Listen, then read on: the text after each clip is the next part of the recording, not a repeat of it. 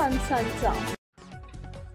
चिपळूणमध्ये वाळू माफियांकडून महिला पत्रकारावर जीव घेणा हल्ला। तिघा हल्लेखोरांविरोधात चिपळूण पोलीस स्थानकात गुन्हा दाखल। चिपळूणमध्ये खाडीपट्ट्यात अवैध वाळू उपशाचं चित्रीकरण करायला गेलेल्या महिला पत्रकारावर वाळू माफियांकडून जीव घेणा हल्ला झालाय।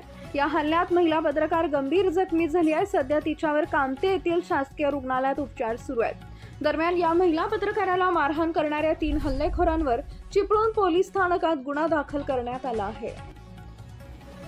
काल मला समजलं की वाळू उपसा जोरात चालू आहे। मी तहसीलदारांना फोन केला की येथे वाळू उपसा चालू आहे। नंतर तहसीलदार म्हणाले मी माझ्या माणसांना पाठवतो। तर त्यांची माणसं तिथे हजर होतीच, भरारी पथक। त्यानंतर हे वाळूवाले आले, ते गणेश भालेकर वगैरे, आणि मला म्हणाला तुला मी दाखवतो थांब।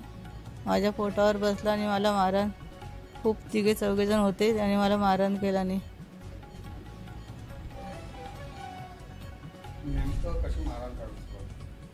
पहिल्या गणेश वालेकर आला, मला नाक शिवी दिला, माझे केस धरला नाही, आणि मला खाली पाडून मला लाथा बुक्क्या मारून माझ्या पोटावर बसला, आणि पोटावर बसून म्हणतो माझ्यावर कर्ज एवढा आहे आणि तू रांड सांगून ऐकत नाहीस, असं बोलून त्याने माझ्या गळ्यातलं वगैरे ओढून घेतलं आणि मला तुडवलं आणि 2-3 बाकी 3 कोण होते ते मला माहिती नाही।